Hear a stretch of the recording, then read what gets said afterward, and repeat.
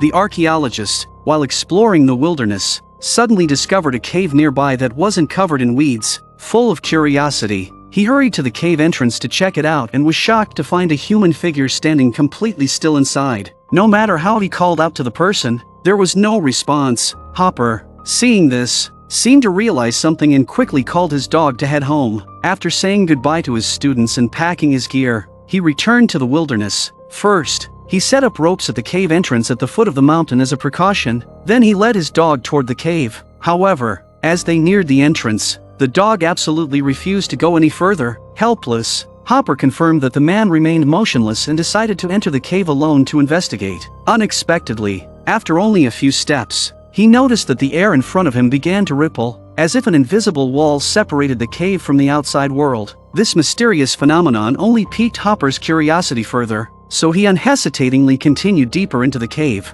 Strangely, as he got closer to the figure, the man began to move slowly. When Hopper fully passed through the air wall, the cowboy regained normal movement completely. Seeing this, Hopper became increasingly puzzled. Unsure of the man's identity and noticing he was armed, Hopper didn't dare greet him and could only watch as the man disappeared around a nearby corner. Even stranger, ever since Hopper entered the cave, the light outside began flickering uncontrollably. Simultaneously, roars echoed from deeper within the cave, freezing Hopper in place. Too scared to breathe, only when human screams followed did he realize the place was incredibly dangerous and hurriedly fled toward the exit without looking back. However, the outside world was even stranger than the cave. Though he had only been inside for a few minutes, the outside had shifted from midday to midnight. What's more, the dog that should have been guarding the entrance was nowhere to be found. The only relief was that his car was still in its original spot. But upon getting closer, Hopper discovered that his car was covered in weeds and could no longer start. At first, Hopper thought someone was playing a prank on him,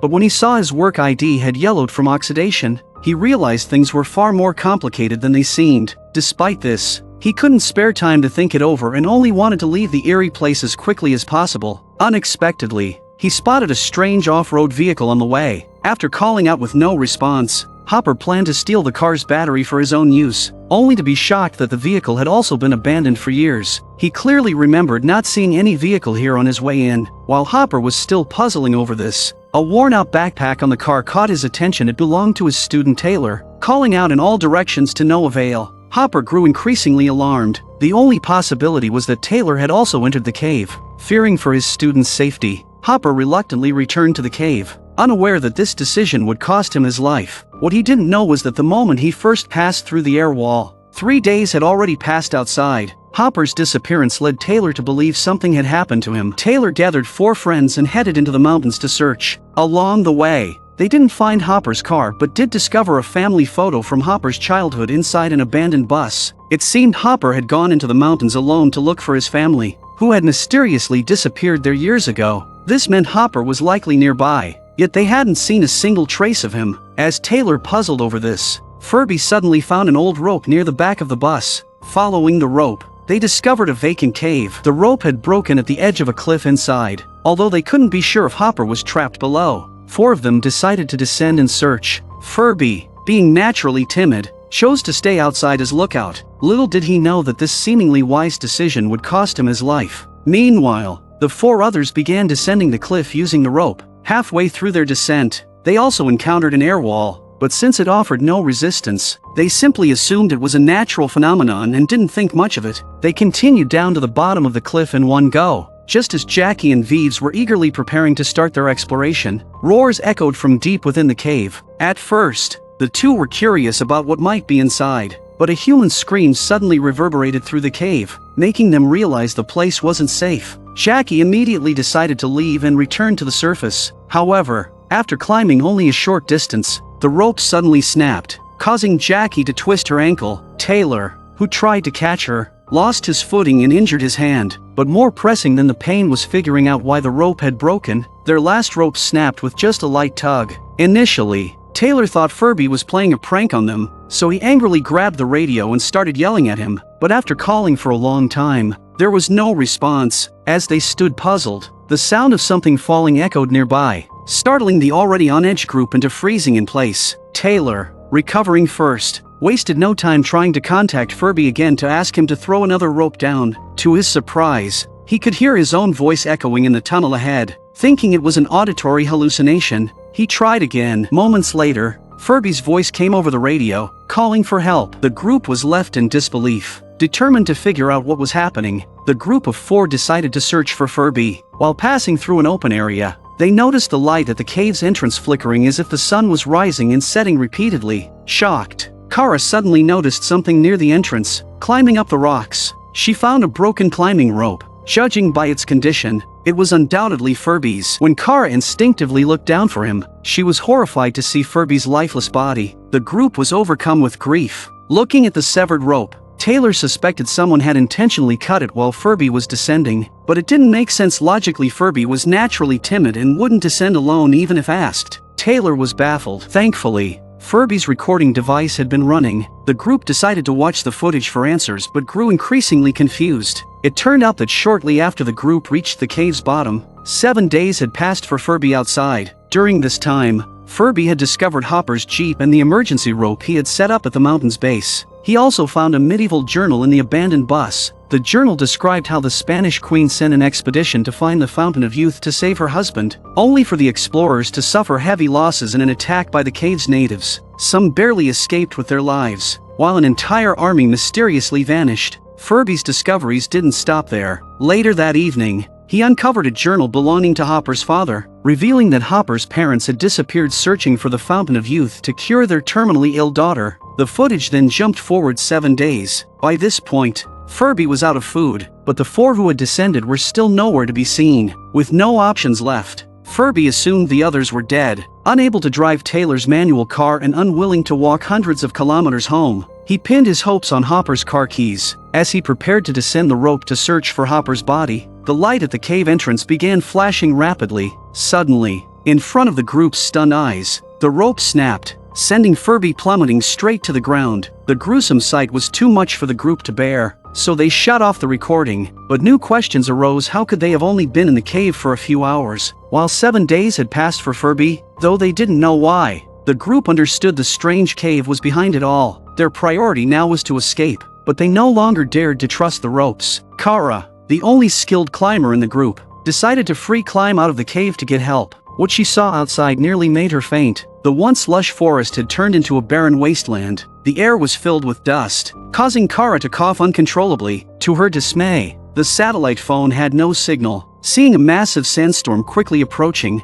Kara climbed higher to try again. As she desperately searched for a signal, she was horrified to see a triangular structure floating in the sky. The distance between the Earth and the Moon had also shrunk dramatically, its surface craters clearly visible to the naked eye. Terrified, Kara rushed back into the cave, frantically recounting everything she had seen to the others. The group didn't believe Kara's story at all because, from their perspective, she had been gone for less than a second before returning. Helpless, Kara showed them the video she had recorded as evidence. Shocked, Taylor handed over his own recording device to Kara, proving that she had indeed only been outside for less than a second. After comparing the recordings, everyone came to a sudden realization. They concluded that time inside the cave must flow more slowly than outside, and the flickering light at the entrance was caused by the sun rising and setting repeatedly. This explained both the time discrepancy with Furby and the reason the rope had broken. After all, for every second they climbed upward, an entire day passed outside. No rope could withstand such prolonged friction against the rock without snapping. Without the rope,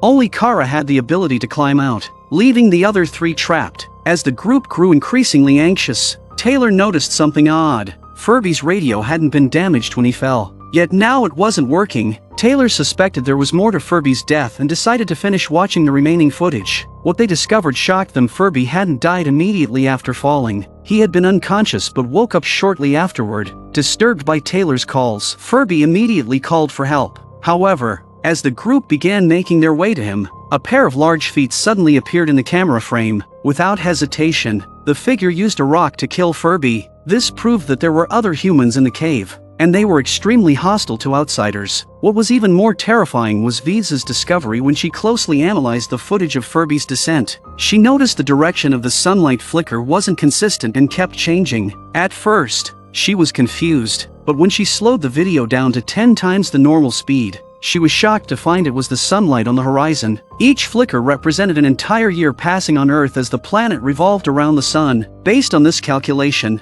and the hours they had spent in the cave, thousands of years had already passed outside. Realizing this, Kara, who had initially hoped to climb out for help, became utterly disheartened. She doubted if humanity even still existed on Earth. As she voiced her despair, a glowing blue rod suddenly shot down from the cave entrance and embedded itself in the ground. Before the astonished group could react, the rod extended branches and transformed into a ladder. Moments later, a humanoid figure appeared at the entrance. The figure, wearing a mask and standing at least 3 meters tall, left the group unsure if it was even human. The giant remained silent upon seeing them, creating a tense standoff. Suddenly, a wild human appeared and attacked the giant from behind. But thanks to its size and advanced technology, the giant easily subdued the wild human and pinned it to the ground. After dealing with the threat, the giant turned its attention back to Taylor's group but still said nothing. Not knowing if the giant was friend or foe, Taylor decided it was safer to run. They had no idea the real danger lay deeper in the cave. After passing through a stalactite tunnel, they found an open area. Their brief relief turned to horror when they discovered a fresh corpse lying on the ground, still warm, and appearing to have died only 2 minutes earlier. Jackie, recognizing the face from Hopper's family photo, realized it was Hopper's mother, missing for 40 years. Nearby lay the body of his father. As they puzzled over the couple's cause of death, they noticed a group of wild humans scavenging equipment from a cowboy's body. Taylor quickly deduced that the same group might have killed Furby. He whispered to the others to quietly escape through another tunnel, but one of the wild humans spotted them. Knowing they couldn't outrun the wild humans, Taylor decided to stay behind and fight, giving the others a chance to escape. After a brief struggle, Taylor was knocked unconscious by the group, and one of them delivered a fatal blow, killing him. Kara and the other two managed to hide in the shadows of a tunnel and avoided being found. When the wild humans left, Kara returned to check on Taylor and found him lying in a pool of blood. Adding to their misfortune, the giant reappeared in the area. Kara's heart raced in terror, but the giant didn't seem to notice them. It simply collected water from a nearby pool and turned to leave. Moved by Kara's sobbing, the giant unexpectedly stopped and walked toward them. It gently pushed the protesting Kara aside and lifted Taylor's lifeless body. The giant placed Taylor into the pool of water, submerging him completely. Kara, confused and thinking the giant was trying to harm Taylor, rushed forward to stop it. The giant, seeing Kara's panic, used friendly hand gestures to calm her down. Before anything miraculous could happen, the wild humans returned to the pool, wielding torches and threatening the group to leave. The giant, showing no tolerance for threats, delivered an uppercut that sent one wild human flying. At that exact moment, Taylor miraculously woke up. However, Taylor didn't realize the giant had saved his life. Seeing the giant engaged in a standoff with the wild humans, Taylor planned to escape while they fought. But during the scuffle, the giant's mask was accidentally torn off by a wild human, leaving it unable to breathe Earth's air. Realizing it didn't have much time left, the giant used its advanced technology to immobilize the wild humans on the ground. However, it soon collapsed from lack of oxygen. Witnessing this, Taylor finally understood that the giant was trying to help them. Taylor hurriedly retrieved the mask and handed it back to the giant, but it was too late. The oxygen in its suit had already leaked out. With its final moments approaching, the group gathered around, and Kara asked the giant about the current state of the outside world. Instead of answering directly, the giant used a device to scan the group's faces and searched for historical records about them. The results revealed nothing but missing person notices filed by their families, with no mention of the current year. As Kara tried to press for more information, the giant, using the last of its strength, activated a projection of human history. The group learned that, 1,000 years after their disappearance, Earth's environment had deteriorated so severely that oxygen levels plummeted, causing mass extinctions of plants and animals. To ensure humanity's survival,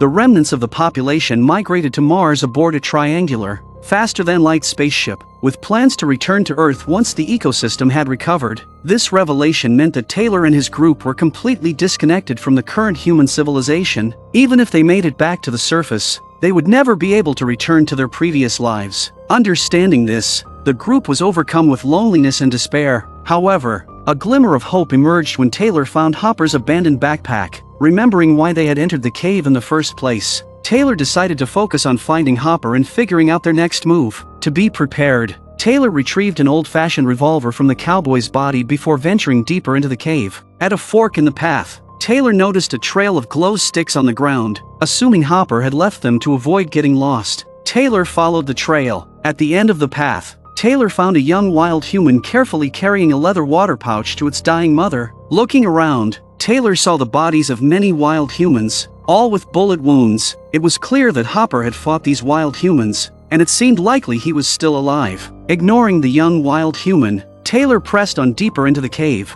Sure enough, he found Hopper lying motionless around a corner. No matter how much Taylor called out to him, Hopper remained fixated on something ahead. When Taylor looked up, he was shocked to see a blue barrier separating the path from a cavern inside. Through the barrier, he saw a wild human chasing a young girl. Hopper, noticing Taylor's confusion, explained that the girl was his sister. The time inside the cavern flowed even slower than the cave they were in, which made the scene appear frozen when viewed from outside. Hopper added that this was just the tip of the iceberg. The cavern beyond was an open waterfall gorge. Inside, a group of medieval soldiers was battling a wild human tribe. This was likely the Spanish Queen's missing expeditionary force. Though hundreds of years had passed outside, the battle inside had only just begun. The time flow inside the gorge was so slow it defied comprehension. Taylor, wanting to rescue Hopper's sister, moved toward the barrier, but Hopper stopped him immediately. He warned Taylor that even stepping into the gorge for a moment would mean that by the time Taylor returned, everyone else would have died. The only option was to leave the cave as quickly as possible. Taylor reluctantly agreed and tried to help Hopper escape, but Hopper's chest had been pierced by a spear, making it impossible for him to move. The wild humans, revived by the magical water poured on them by the girl, began to awaken one by one. At that point, no one would be able to leave alive. Hopper, realizing the dire situation, asked Taylor for the revolver, determined to use his remaining strength to buy them time to escape. However, as soon as Taylor left, the wild humans began to revive. Hopper, seeing no other option, fired his revolver at them, but his blurred vision from blood loss caused him to miss all 4 shots. He shouted at Taylor to run while he could. Hearing the warning, the group wasted no time and ran back through the tunnel toward their previous exit. But when they arrived, they found that the flickering white light at the entrance had turned into a static green glow. Although confused, they had no time to ponder and rushed to climb the giant's ladder to escape. As they got closer, they realized the entrance was now blocked by a glowing green liquid, and wild humans were waiting below, watching intently. After weighing their options, Kara hesitantly reached into the liquid, only to be suddenly yanked inside by an unknown creature. Struggling desperately, Kara managed to return to the surface, head first. At the entrance, just as Taylor grabbed hold of her, the wild human leader became fascinated by the glowing buttons on the ladder. When the leader pressed one of the buttons, Taylor and the others lost their footing and began to fall. Kara was completely pulled into the pool. Strangely, the creature in the water didn't harm her but instead kindly placed an oxygen mask on her face. From Kara's perspective, Taylor and the others appeared to be frozen in place. Suddenly, 3 electronic tentacles extended into the cave, moving at incredible speed to bind Taylor and his group. Before they knew it, the tentacles had securely lifted them into the air. Under the astonished gazes of the wild humans, Kara reappeared at the entrance, instructing the others to hold their breath before pulling each of them into the water. The wild humans below watched in confusion, unable to react in time. Moments later, 4 additional tentacles entered the cave, ignoring the wild humans and darting through the tunnels as if searching for something. The scene shifted to show Furby suddenly waking up in a pool of water, looking around at the unfamiliar surroundings and seeing Earth growing smaller outside the window. Furby was bewildered. He then heard the sound of steam nearby and turned to see 2 incredibly tall humanoid figures standing at the doorway. Strangely, their hands didn't seem human. As Furby tried to process what he was seeing, Hopper suddenly emerged from the water. Both were shocked, and before they could say much, Taylor and the others arrived. Now wearing sleek new uniforms, Hopper's parents and sister had also been revived by the magical water. One couldn't help but wonder what their reaction would be when they realized their son was now older than them. As for the giants in the cave and on the spaceship, they were revealed to be the result of humanity's evolution over thousands of years. Their destination was humanity's new home Mars.